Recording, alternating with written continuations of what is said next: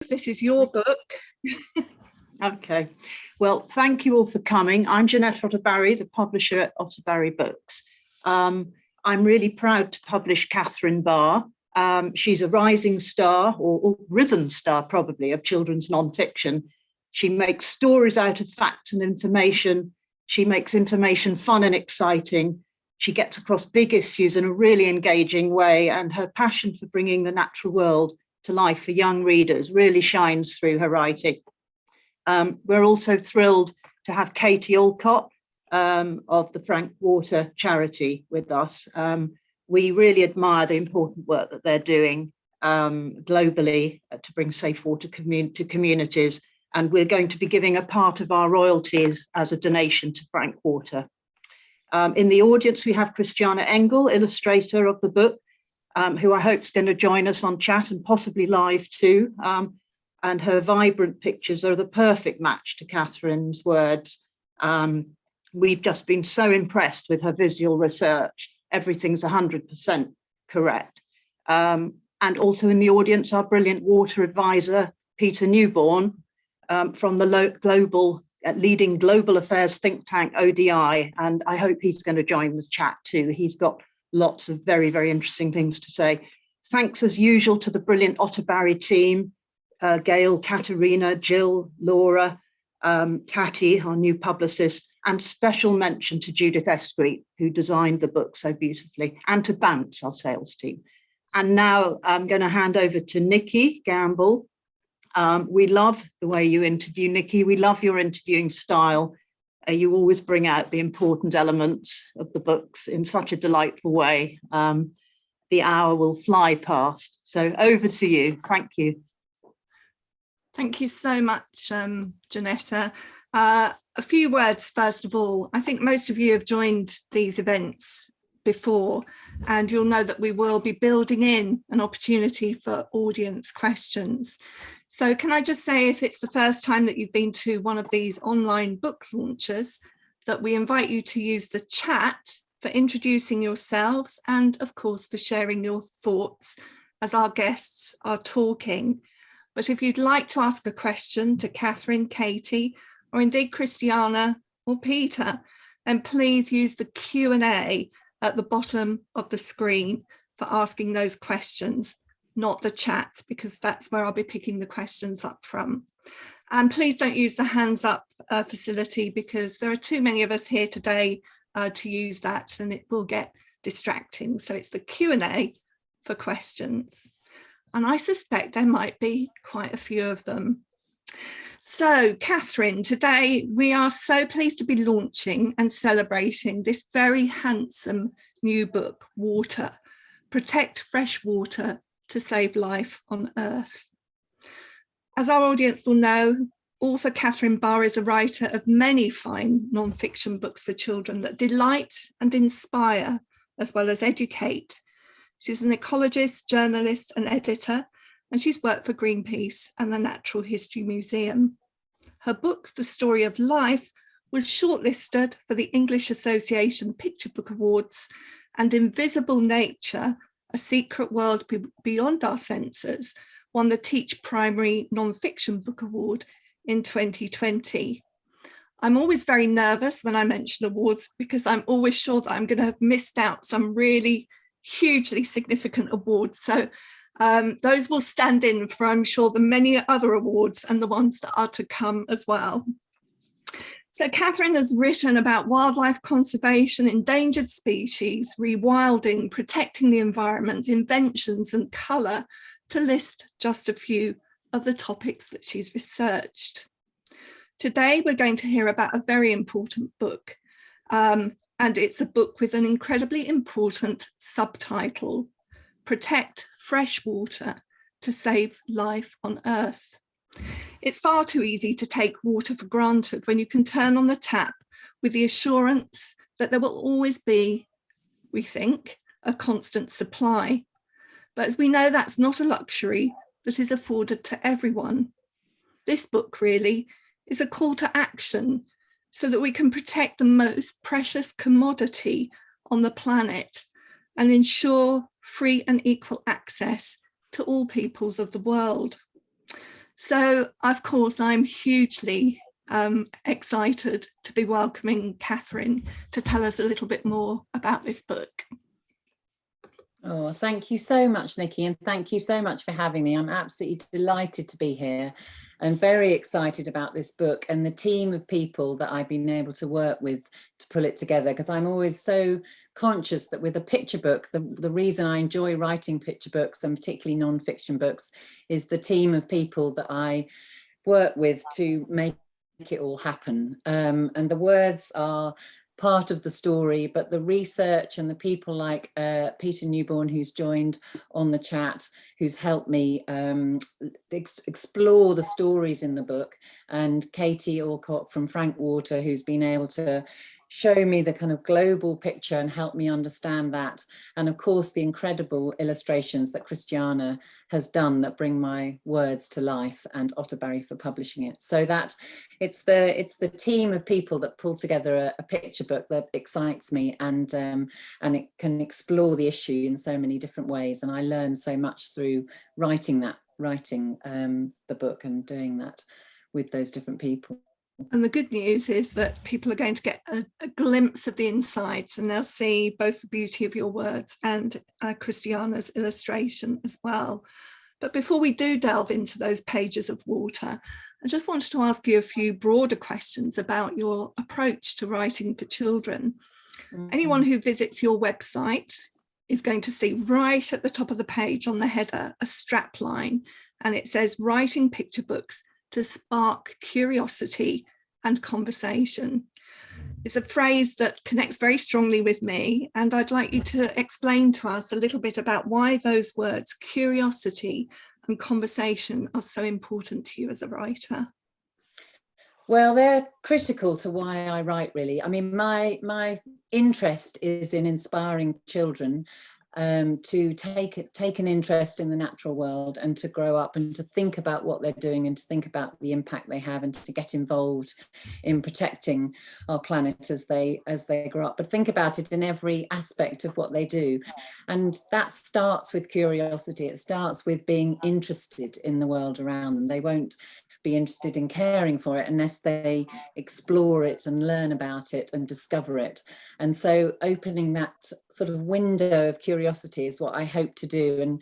And through that, when you start becoming curious, then you start asking questions. So it's one leads on from the other, and then it becomes a broader conversation. And then you start thinking about that issue or subject in your daily life. And I think with a picture book, I have so little space to write, explain things in detail. It's just a sort of launch platform, really, a sort of spark to start that conversation. And I don't attempt to explain everything in detail, but what I hope to do is to provide the essence of the issue and the context of the issue that then starts a bigger conversation. And I've been fortunate to have feedback from adults and parents as well as children about what they've learned from the books. And what I also learn myself is I often write books about, or mostly write books about things I want to find out about, and particularly water was one of those things. I was very aware of water as a global issue, very much in the news, and it was a subject that I felt I wanted to know more about and wanted to explore its links with climate change. And so I pitched a book and did enough research to pitch a book about it. And through writing a book and talking to various scientists and experts, then I've learned so much myself. And that opens doors to more conversations amongst adults and children. It's interesting you should mention your own learning there, because one of the links that I'd meant to put in the chat, but didn't put the link, so I will send it to everybody afterwards with the chat, was an article that you wrote in Teach Primary about bookmaking, and by children making their own non-fiction books, that can be how they're acquiring their learning. Yes, no, I've done that a lot in schools, and the nice thing about that as well is it's done in a team. It doesn't have to, a child doesn't have to be the one that does all the writing, they do it as a team. So there's an editor and an illustrator and a writer, and they all do research. So they do different types of research, and then they pull that together, and together they write a book. And that's been so rewarding, actually, to work with schools. And they're so proud of what they've done, and proud, but what I've encouraged them to do, coming back to the curiosity side of it, is to write books about subjects that they're interested in. And it might be football, or it might be ants, or it might be decorating, or could be anything. It doesn't matter what it is, but it's something that inspires their interest. And then they come back to me with lots of facts and things they've found out, and they're so keen to share that amongst their friends, and also, you know, with the teachers and with me when I go back to the schools. So it's exciting to see that excitement, and that's what I hope, that enthusiasm is what I hope to inspire. Sort of leads me on to my next question. You may feel that you've answered it already, but I'm doing some research myself at the moment in relation to literacy and science, and it's been fascinating looking at lots of books and looking at how texts either support the acquisition of knowledge, I'll call it knowledge rather than information, because I think there's a big difference between those two, or how they actually inhibit understanding. And we know that readers have to be able to construct a coherent mental representation, which is integrating the text with their own relevant background knowledge. So expressing that in its simplest form, it means the writer has to have some sense of where readers are. And of course, we can't know where every reader is, so it's a sort of general reader, but where readers are likely to be coming from, and then write in a way that supports and expands their understanding. So I wondered whether you actually hold a reader in mind when you're writing, and does it influence the way that you write? Yes, it definitely does. I mean, I think when I start writing a book about whatever subject, water or evolution, my first book, I start from the point of wanting to understand it all myself, and it's sort of as if I'm explaining it to myself in the simplest possible way. And certainly that was, you know, the case with the story of climate change, which I've also written, and lots of complex subjects, and trying to think about how I would explain it to a child. And I'm lucky enough to be a patron of reading, which is an amazing scheme that I joined up very early on when I became an author, which means I have a very special relationship with my local school, and I was there this morning actually, and I visit them very regularly, and I know the class very well, and I talk to different age groups within the school with my books. And in fact, this morning, reading Water to them, I read Water to the reception class, and then I read it to the years 4 and 5. And actually, I told the same story to both and read the same book to both, but in slightly different ways. But it really, their questions were, you know, it was really interesting to hear their questions and hear how they respond.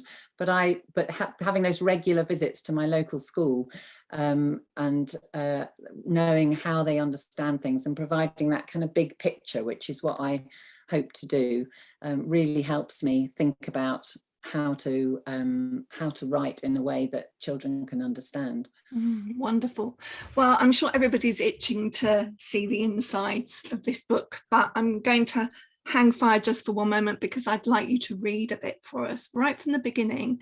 And the reason that I'd like you to do this is so that we can get a sense really of just how beautiful a non-fiction book can sound when it's read aloud.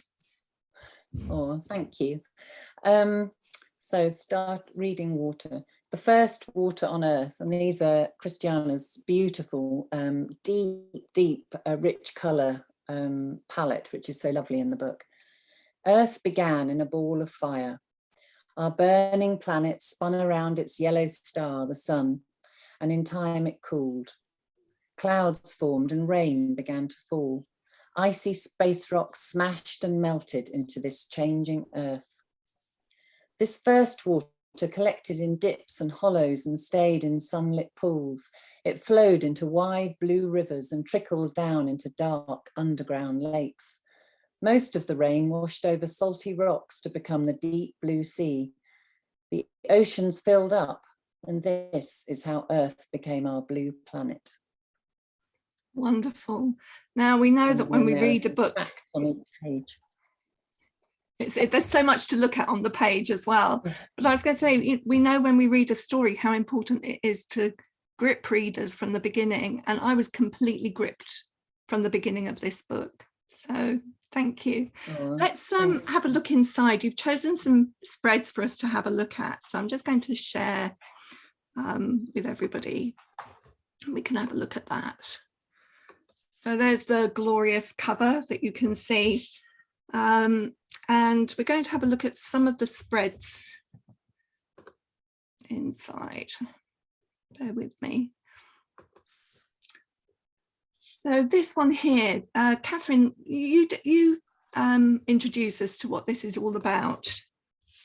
Well, I think one of the most extraordinary, the biggest part of the story about fresh water and why it's so precious is because there's so little of it on our Earth. And the most extraordinary thing being that our Earth being the only planet that we know of so far, that's sloshing with liquid water. And most of that water is salt water. And I think sort of relaying to children and learning that only sort of 3% or just less than 3% of all the water on the planet is fresh water. And then of that, most of that is locked up in ice, in the great ice sheets on Greenland and Antarctica. And understanding those sort of proportions suddenly makes you think about how precious fresh water is, and how important it is on the planet, and perhaps think about at a deeper level our relationship with that. And I think that's something that children and adults and myself find fascinating, and it sort of opens the story by providing the global context of why fresh water is so precious. I was fascinated by that statistic. I'd not really given it much thought before, and then thinking about how much of it is sort of captive in these big blocks of ice. How important is it? I know that from the point of view of rising sea levels, we don't want the ice to melt, but is there any other reason that we need to preserve this fresh water that's in the ice? I mean, we can't use it. The ice, yeah, no, we can use it, although there are some bizarre ideas and people pouring money into dragging icebergs around. But the ice, both in Greenland and the Arctic and Antarctica, affects the climate in terms of how much ice there is, and it affects how much heat is reflected from the Earth. It affects the ocean currents. If the ice melts, it creates a sort of layer of fresh water on top of the ocean, which affects the ocean currents, which affects our climate. So there are much bigger, and of course all the wildlife ecosystems that are involved, the animals and all kinds of life that lives and depends on the ice. So there are many different reasons that the ice is important, but in a global context, it's important in terms of our global climate, and changing that melting ice affects our global climate and the ocean currents, which the scientists are exploring. I know it's not the subject of this book, but as you know, I was very fascinated by your book, Antarctica, and how scientists were able to use that ice to really show so much about the history of our planet. I thought that was fascinating. Yes, no, it is. The ice cores that they take out of Antarctica and can explore and discover how the climate's changed since over long periods of times, and that is informing, how we understand what's happening in the world today. And scientists measuring the melting of the ice can then predict what's happening in terms of the global climate. So they matter hugely, and it's obviously the rising seas is a huge part of that story, particularly in terms of people and the impact on migration, people living in coastal communities. Let's have a look at another page. I wish we had time to look at them all, but it would literally take us maybe 2 or 3 hours to talk about each page in depth. But you chose this one. Tell us a little bit about why you chose this to talk to us about. Well, I chose there's so many, it's so difficult to decide which spreads to focus on today, and as you say, they all look so beautiful, Christiana's drawings, but I think it was important to talk about this because as I mentioned, there's such a small percentage of fresh water on Earth, but one of the biggest problems is that small percentage, much of it is becoming unusable because it's becoming more and more polluted. So pollution is such a huge global problem affecting so many communities and freshwater habitats around the world. So focusing children's attention on that and starting conversations to think about that and thinking about what children here and children in different places around the world, how it affects their access to clean water, was an important point to make to launch that conversation and introduce that with this spread. I did think this was an amazing spread in terms of having so much to talk about, and maybe Christiana would like to say something in a moment. I'll just give her time to think about whether she wants to do that and for Will to find her in the audience. But while she's doing that, this shows the Ganges in India, but I think we have to think about things closer to home as well, and we haven't got the best record either, have we? No, we haven't. And most of the rivers in the UK, in fact, I was reading just yesterday that virtually all the UK rivers are polluted beyond legal limits. So there's and I'm particularly aware of it. I live in Herefordshire with the River Wye, which has been the subject of much talk about the pollution here because of the runoff from the land and the poultry farms. So and my children have been swimming in the River Wye since we moved here 20 years ago. So it's a very topical local issue. So I think children that I'm visiting in schools talking about this is thinking about their local rivers and and recognizing wildlife habitats that involve fresh water, whether it's a puddle or a pond or a river or a lake or a wetland, and encouraging children to think about their local wetland area and what they can learn about it and how important it is that it's clean fresh water, both for the wildlife and for people that rely on that water. So the pollution levels that we're seeing both here and globally, are they irreversible, or can we do something about it? Well, I think that yes, we can absolutely do something about it. If we stop polluting, then nature can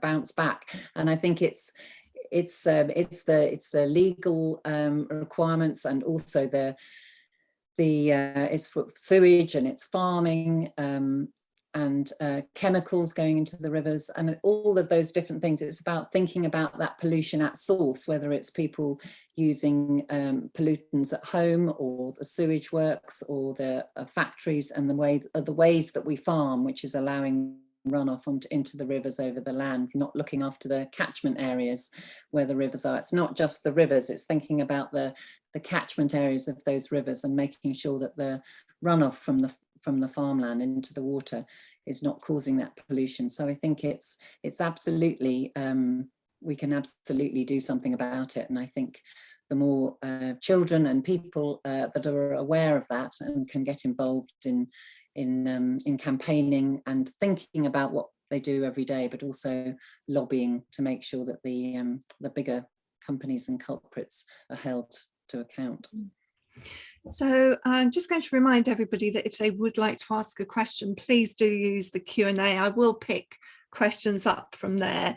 But I wondered whether Christiana would like to say something about the illustration and the research. It looks like so much research went into producing this spread here, and indeed all of the spreads in the book. Hi, Christiana.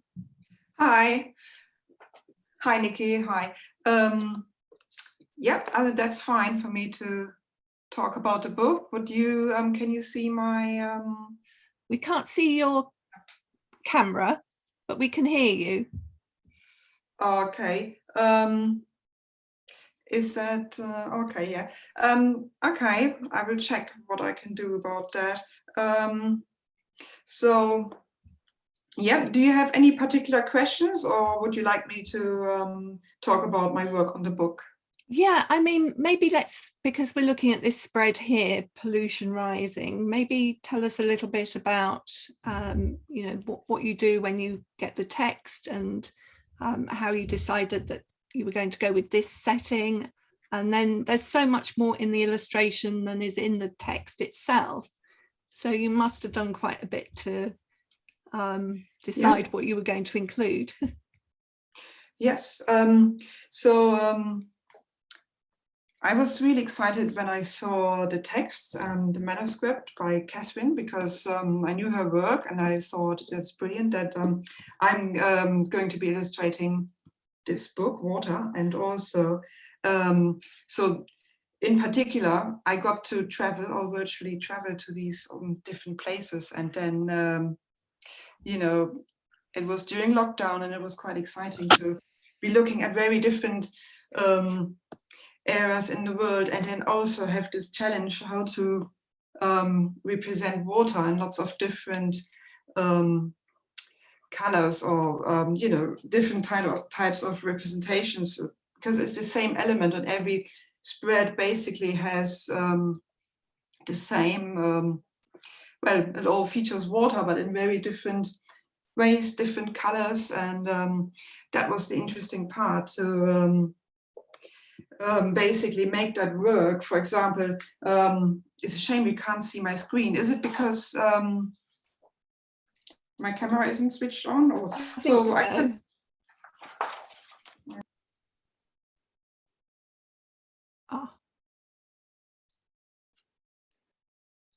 Oh, you're back. Okay, start video. Okay, now you might be able to see me. We can. I think what I'll do is I'll stop sharing the screen, because you've got a book there, and we'll just put the spotlight on you, and then we can see what you are. Okay. Yeah. Okay. So yeah. So basically, what I liked about this book, illustrating it, was so I had the text, and then we worked through each place or scenario, and thought about what needs to be included to make it look authentic, or how to represent water in each scene, because they're all very different, either very pure and unpolluted, and then we travel through to very different places in the world, and each time water is it has a different meaning, or here it expresses mainly the joy that we feel when we have water around us. This is basically like in New Zealand. So and each place I then looked at, and we decided on what wildlife or what type of vegetation to include to make it look authentic. And that's what I find exciting about illustrating nonfiction, that you can basically travel there virtually, and then find out all these interesting things and little facts. And I found that kids like these interesting things about animals, wildlife, piranhas, and you get to suddenly talk about them or research them on a different level, which you maybe didn't think about before. So that's what I meant about the different colors, or different sort of representation of water, depending on where we are. And then it changes, obviously, when there's more human-made structures coming in. Then here, for example, this is California, where water then would be, well, there isn't much water, and it evaporates immediately. So we have different problems throughout the book. And then here, the color of the water isn't really, I was quite shocked when I looked at the picture references. You wouldn't, if I had made it all brown like it actually looks like sometimes, it wouldn't have been recognizable as water at all. So this is almost well, almost a bit nicer than it actually looks. So I try to just tone it down a little bit and not make it look like fresh water, but the appearance that water has when it's badly polluted, and how that then changes to well, it's quite shocking actually. And then so what I liked is to represent water in all these different stages, and that each spread is basically a standalone story or artwork that you could basically spend the whole day with kids talking about it, because each of these spreads features a different problem.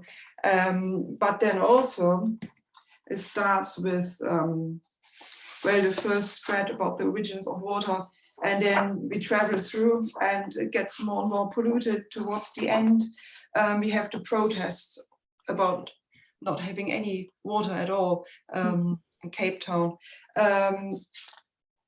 But then also something very hopeful at the end about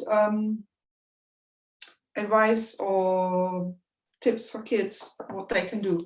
And just show us the end paper there, the blue that you've got, the blue end paper. Beautiful. Yeah, that's what we want. That's what we want. Yeah, this was fun to work out what the end papers would be. So this is just it's very basic, but it's such a joyful element. It's my favorite element, and yeah, I found it really exciting to just do the end papers. Thank you so much for joining us. And like you, I'm endlessly fascinated by, it's nothing to do with this book, but I have got a jar of water for something else that I was doing this week. And you've taken this and represented it in so many different ways to show its qualities and its characteristics. So thank you so much for joining us. Shall we go back and have a look at your last slide that you've chosen for us to have a look at, Catherine, which is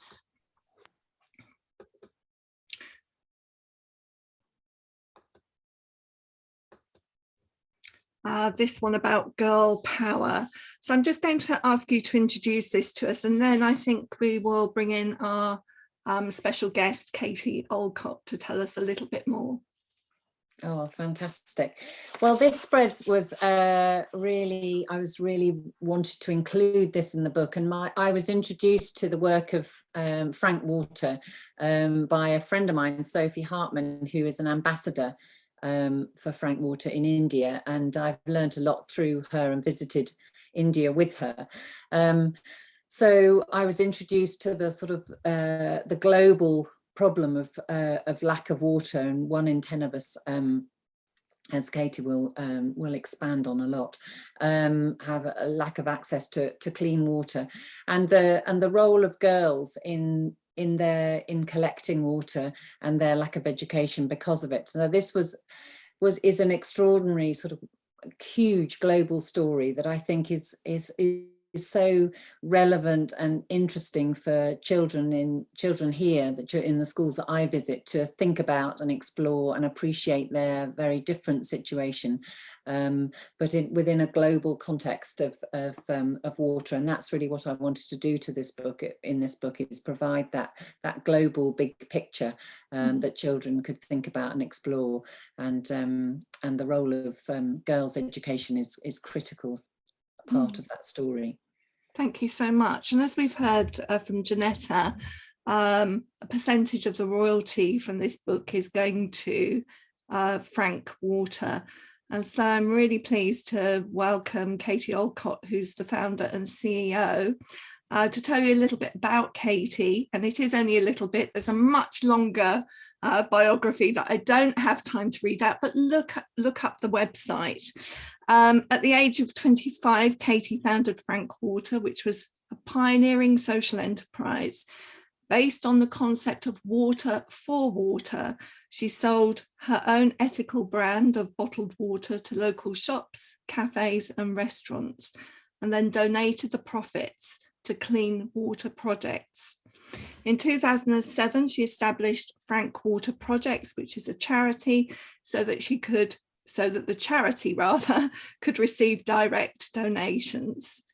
To date, and it might have gone up, but on the figures that I have, Frank Water's helped nearly 500,000 people in 677 communities to access safe, clean drinking water, sanitation and hygiene training. So Katie, welcome to this event. Perhaps you could start by telling us a little bit about your involvement with the book. Yes, hi Nikki, thank you so much for having me.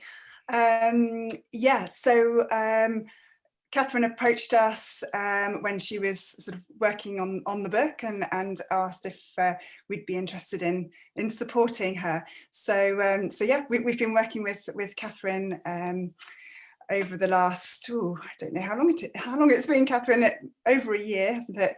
And yeah, really just kind of working with her to check some of those facts along with Peter, and just discuss water in general, actually, and from sort of Frank Water's perspective, what we've experienced over the years of working in water globally.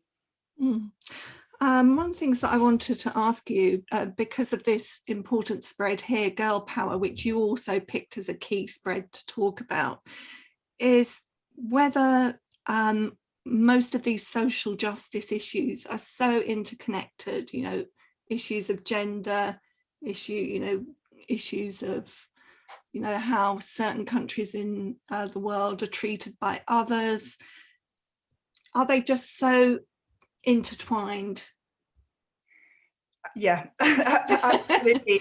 It's the inequality that we see, and gender in itself, that there's the kind of the general inequality from country to country, and then within those areas as well, then there's the kind of the gender inequalities and the marginalized communities, which is the ones that we reach to first. Our priority is to reach those communities, those villages who are left behind often by the governments or other agencies who don't have the ability to reach them.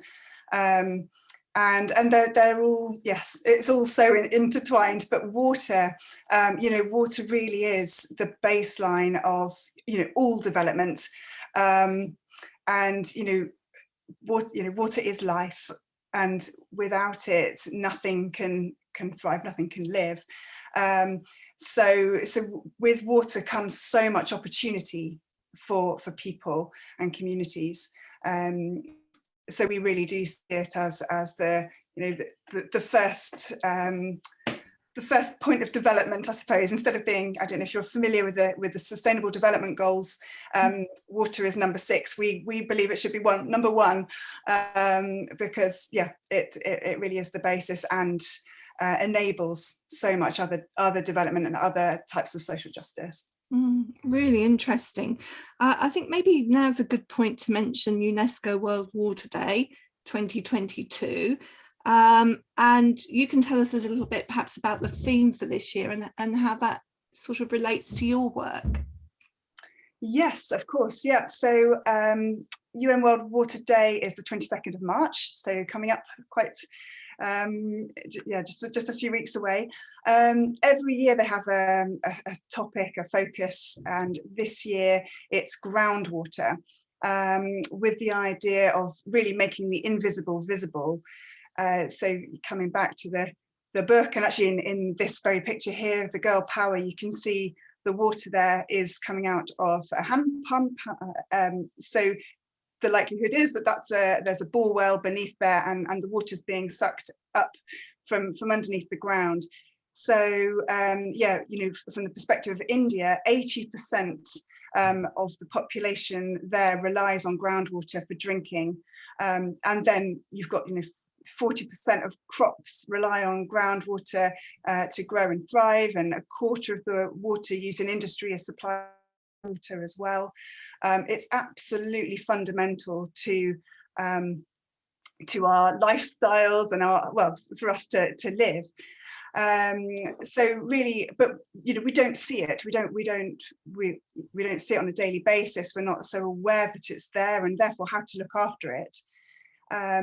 So the theme for this World Water Day is about groundwater and talking about it, raising awareness of the fact that it exists and that we need to look after it. One of the a development in our work is we very much look at that, and it's a very important element of our work.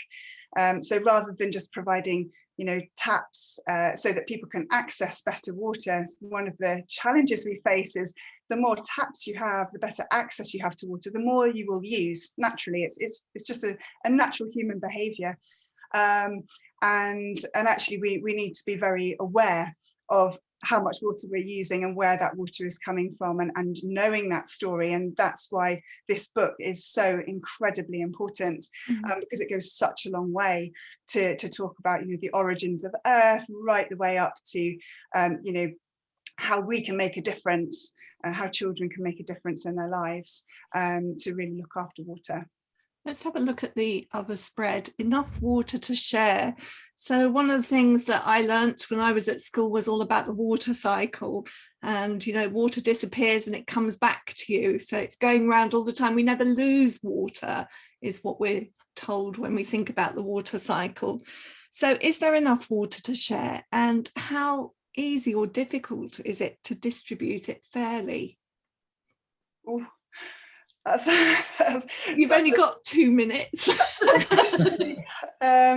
Yes, I mean, ultimately, we have enough water. It is very much that kind of shared responsibility to make sure that we only use what we really need to use. Using the right type of water for the right job is a really critical thing. Some great ideas that Catherine's got at the back of the book there about, and in some of the topics that she's done worksheets for as well, about rainwater harvesting, the importance of saving water, reusing water. So washing your car, for example, why on earth would you use tap water? Drinking quality water to wash your car, and water the garden, and it's little things like that actually can make a massive difference. Selecting how you use the water that you have available appropriately. And tell me just a little bit about the idea that water can be lost, or usable water can be lost, because I know when we chatted a few weeks ago, it was really eye-opening talking to you. Oh, thank you. Well, it's coming back to what Catherine was saying about the pollution rising spread as well, actually. So as soon as water is polluted, then it takes so much more energy to make that water clean. And that's a really important element to think of when we're thinking about the climate crisis and the link between water and climate.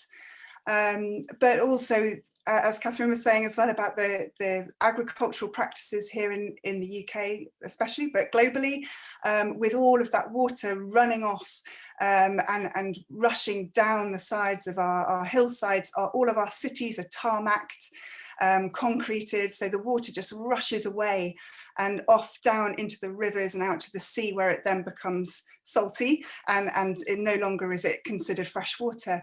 So really one of our key hashtags or taglines is to slow the flow, the importance of slowing the flow of that water, both here in the UK and in our work in India and Nepal. It's absolutely important to slow the water down collecting it as it falls, for a start, rainwater harvesting wherever possible, and slowing that flow down so that we can recharge that groundwater that we were talking about earlier, and ensuring that there will be enough for us now and in the future. Katie, I could talk to you for hours, but thank you so much for joining the event this evening. And I'm just going to come back to Catherine to talk a little bit about the sorts of work that she's been doing in school. But I would remind people, because I can't see many questions coming in the Q&A at the moment, please, if you have a question for Katie or Catherine or Christiana or Peter, please do put a question into the Q&A. But let's oh no, I'm not going to stop the share, because I think I've got a slide of you in school. Yeah, was that today? That was today, yeah. That was today. That was in a reception class at my local school today when I was talking to them about the book. And I was telling you earlier, actually, once we'd got over the point of not, one of the children was called Walter, and he thought the book was all about him. So that once we'd got past that point and we were talking about water, so I read it to them today, and I took in my, I always take lots of props into school because that really helps them think about things, and they were sort of throwing around the ball and thinking about the amount of fresh water compared with the amount of salt water, and it helps them sort of remember things if they have props that we talk about. And another thing I do is I always wear these these glasses when I go into school, because they're just going to about pollution. going to put you on big so that people can see the glasses, because I want some. Everybody's going to want these. Look, let me just remove me, and you can then see your glasses. There you are in their full glory. My glasses. So these glasses are made from fishing nets, recycled fishing nets, ghost nets, which are nets that have got detached from boats just floating around the ocean. And there are lots of organisations taking these nets out of the ocean so they don't pollute the ocean and also tangle up marine life. And one of these companies, a company called Waterhaul down in Cornwall, who are doing this, and they turn them into glasses and glasses frames and various other kind of products. So I mean, I love the glasses, but it's also it's an amazing way to engage children in in understanding about recycling, and when you've got real things. So Waterhaul sent me this in the post, a big bag of fishing nets, so that then I take it into schools and talk about pollution, and it makes a huge difference to have those kinds of props. You workshop. You're a patron of reading, aren't you? And you, from what I understood from talking to you previously, you workshop ideas for the book and see what the children suggest as well. Yes, well, I've got a series of, we've done a series of activity sheets to go with the book, which I do for most of my books. On my website, it's got lots and lots of free resources.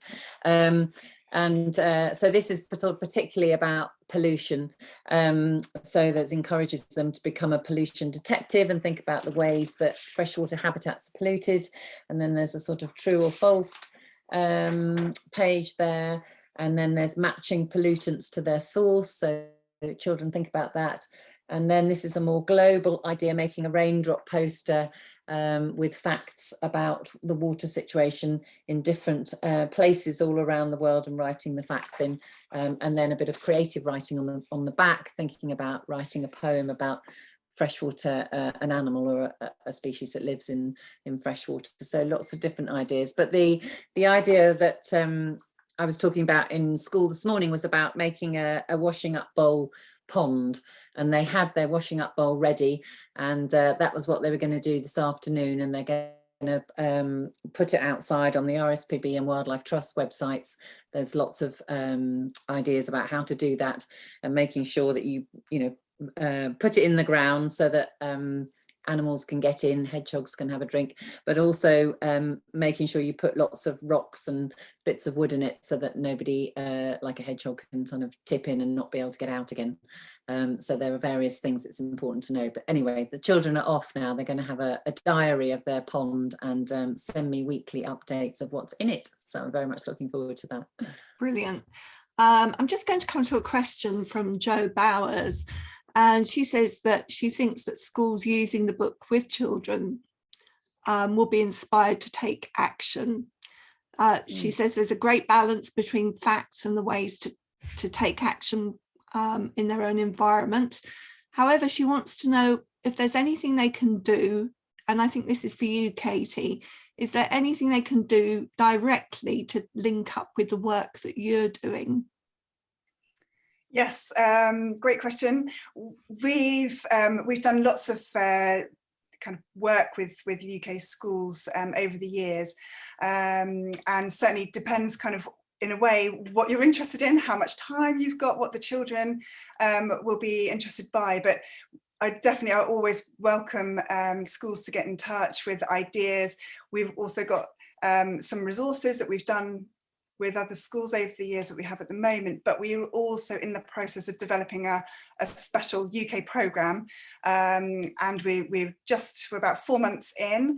We're hoping to pilot it with a few schools in probably May, June time.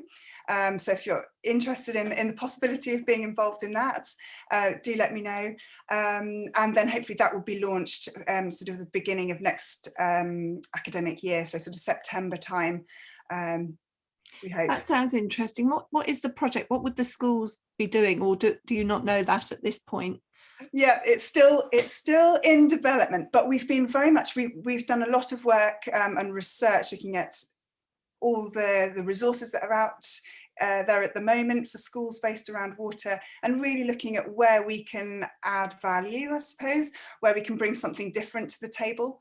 And one of the big things that we've picked up on is the subject of virtual water.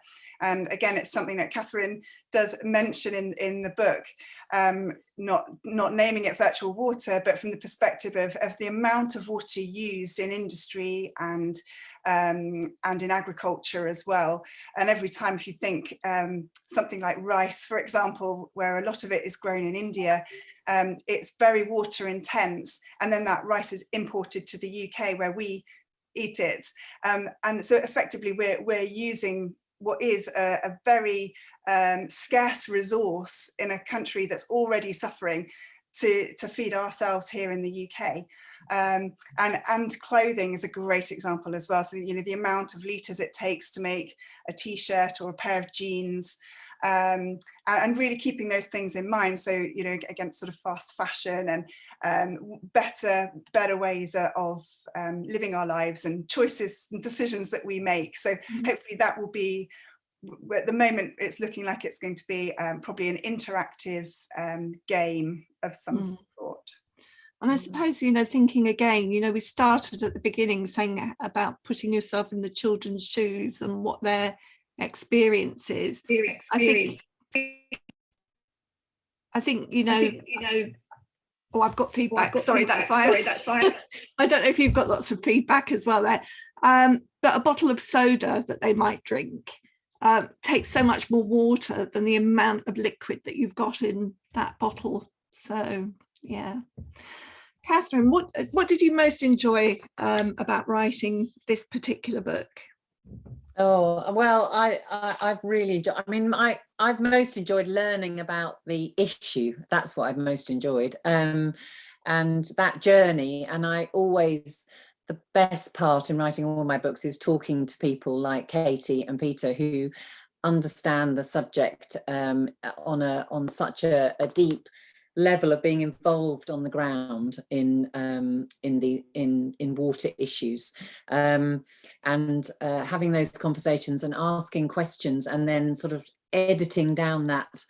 I always enjoy the sort of editing down to the sort of essence of what I need to say in order to convey what needs to be said, and that's always the biggest challenge of writing non-fiction with so few words. But I think that trying to find the essence of the story, but also in order to do that, you have to understand so much. So the learning process and the conversations in developing the story is what I enjoy so much.